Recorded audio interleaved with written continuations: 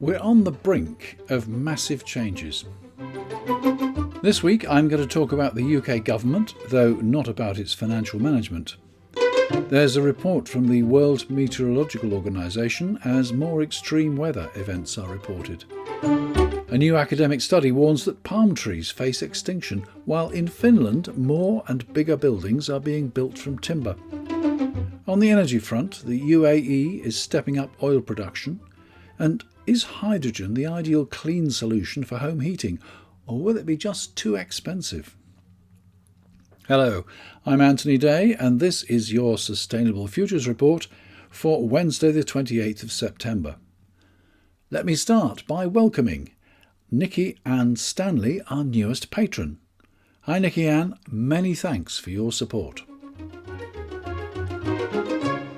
In the last few days, the UK government has made waves in the international financial markets. I don't want to talk just about the UK because the climate crisis is an international crisis. Nonetheless, the UK government demonstrates how governments can have a very significant effect on protecting the environment and managing the climate crisis. Or not. Amid all the announcements about taxation and borrowing last Friday, a number of other regulations were slipped out, causing an outcry from the Royal Society for the Protection of Birds, the National Trust and the Wildlife Trusts. The RSB launched a tirade on Twitter, and its website currently bears the headline, UK Government Launches Attack on Nature. It's all about the government's plan to introduce investment zones to 38 local authority areas across the country. The official fact sheet on investment zones, and there's a link on the Sustainable Futures Report website, it promises lower taxes and the need for planning applications will be minimised, and where planning applications remain necessary, they will be radically streamlined. Planning flexibilities will remove a significant barrier to economic growth. This is all in line with Liz Truss's promise during her leadership campaign for a bonfire of red tape, the repeal of regulations. It's been pointed out that these regulations were put in place for a reason, many by her party's government. Some will have been adopted as part of EU legislation, but much EU legislation was initiated by Britain while we were members. The charities fear that planning flexibilities will threaten wildlife, their habitats and biodiversity. The detailed changes are not yet known, but some fear that things like environmental impact assessments and protection of bats and other endangered species will no longer be allowed to hold up development. The whole idea of investment zones has been criticised widely. If companies have invested in compliance with the regulations and now find that their competitors don't have to observe these regulations because they are now located in a new investment zone, they will be justifiably upset. Even if regulations are abolished across the whole country, businesses that have invested in meeting these regulations will be aggrieved at the wasted investment. Apparently, the zones will create thousands of jobs, but given that unemployment is currently very low and there are thousands of unfilled vacancies, it's difficult to see where the workers to take them will come from. Unless, of course, they come from companies outside the investment zones, making it even more difficult for them to operate and delivering no net gains. It was not specifically announced on Friday, but there is a strong rumour that the government will change its proposed agricultural subsidies scheme. As a member of the EU, the United Kingdom was obliged to follow the Common Agricultural Policy and pay subsidies to farmers on the basis of acreage, or maybe that should be hectareage these days. Instead, the government announced that, free of EU constraints, it would pay farmers for specific land management, including rewilding, reforesting and environmental management. Now it seems that, after all, the government will revert to simple payments per hectare, regardless of how the land is used. Once again, farmers who have invested in anticipation of the new scheme will find their efforts wasted. It's not only in the UK that the government can have a malign effect on the environment. There is an election in Brazil next month, when Jair Bolsonaro is standing once again for the presidency. During his time in office, a blind eye has been turned to loggers and miners who have devastated areas of the Amazon. The lands of indigenous peoples have been invaded, and you'll remember the murder of British journalist Dom Phillips and indigenous expert Bruno Pereira in the Amazon rainforest in June. The good news is that the polls suggest that Bolsonaro will lose the election. The bad news is that he is already telling people, as Trump did, that the election is likely to be rigged, and the signs are that if he loses, he will refuse to leave office. The first round of the election will take place on the 2nd of October. If no candidate achieves 50%, there will be a second round on the 30th of October. Of course, I'm in no way suggesting that British government would connive at breaking laws. It's just going to repeal them. I'm British. We are always talking about the weather. But it's not weather, it's the climate that concerns us. United in Science, a collaboration between the World Meteorological Organization, United Nations Environmental Programme, GCP, the UK Met Office, the IPCC, and the UNDRR, I'll have to look those up, presents a detailed guide to the state of the climate. There's a link on the Sustainable Futures Report website to United in Science, where there's one of those scrolling presentations which incorporates information, videos and quizzes. Among other things, it reveals that the current actions by the international community are insufficient to reach the Paris targets.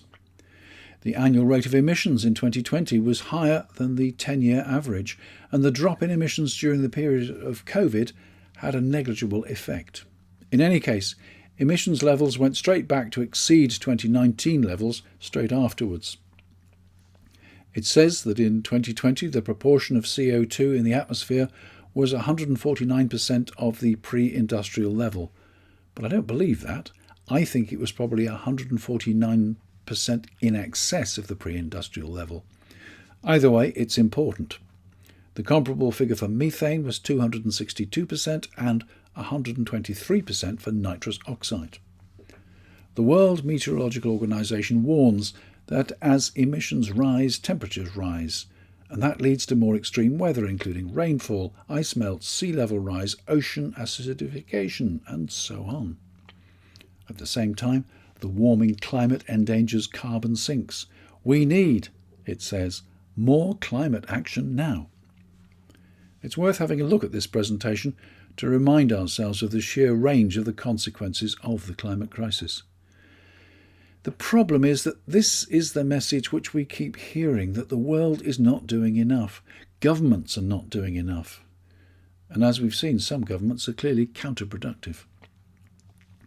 Meanwhile, La Niña continues to generate storms on the east coast of Australia, and Hurricane Ian is heading for Florida.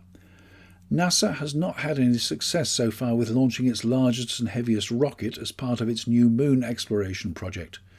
It's going to wheel the rocket back into its hangar to keep it safe from the storm.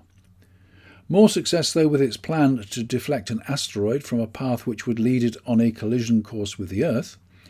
This week, a space probe was successfully driven into the surface of a small asteroid some 7 million miles away from Earth. There was no danger that this object would ever fall on Earth.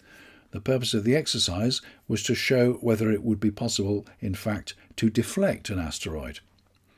A head-on collision was achieved. The next few days or weeks will show how far the asteroid's orbit has been disrupted. Anyway, in the words of the famous film, and if you haven't seen it, you should do, if you've any concerns about asteroids or even the climate crisis, just don't look up. There's a link to the trailer on the Sustainable Futures Report website. It's worth having a look at that. It gives you the idea.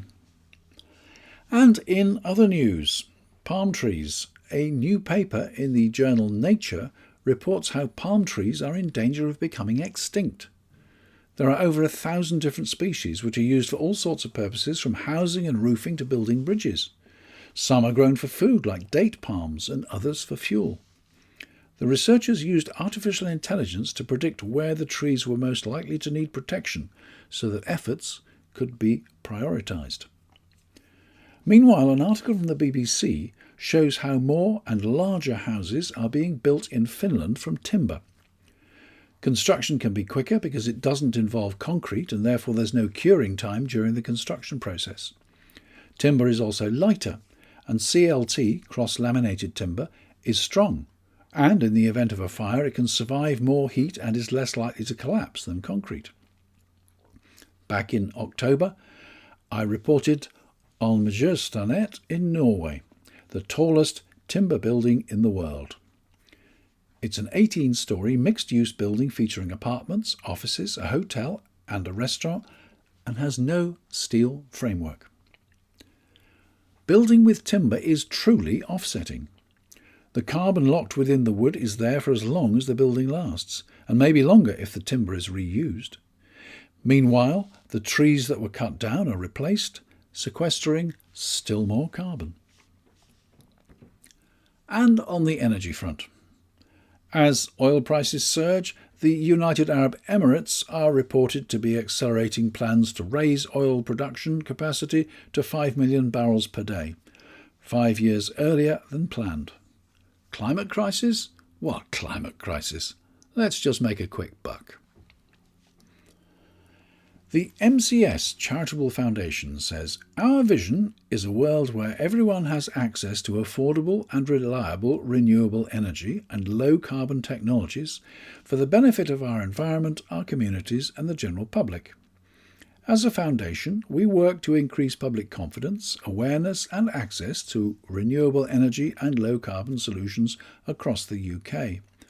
We support education and engagement programs, fund research and facilitate innovative solutions to drive widespread adoption."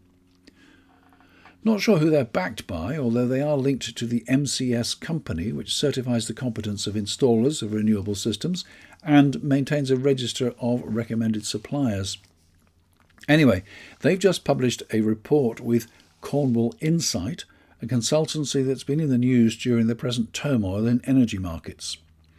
In this report, they claim that hydrogen for heating will cost up to 90% more than heating by natural gas. Of course, whether the hydrogen is green or not and what it costs depends on how it's manufactured. The report doesn't suggest that this is a reason for abandoning hydrogen, far from it. It goes into detail about the role that it foresees that hydrogen will play in the future energy economy. Again, there's a link to the document on the Sustainable Futures Report website, and it is quite a short read and quite interesting. And that's it. That's it for this week. Thank you for listening to another episode of the Sustainable Futures Report. There'll be another episode next week. I've no idea what it'll be about because I try to be as topical as possible. Things seem to be changing very rapidly at the moment. If you like the Sustainable Futures Report, please consider becoming a patron from as little as £1 a month, which these days is more or less the same as $1 a month. For that, you get 4 or 5 episodes, but more to the point, I get your support in helping to keep the Sustainable Futures Report independent and ad-free.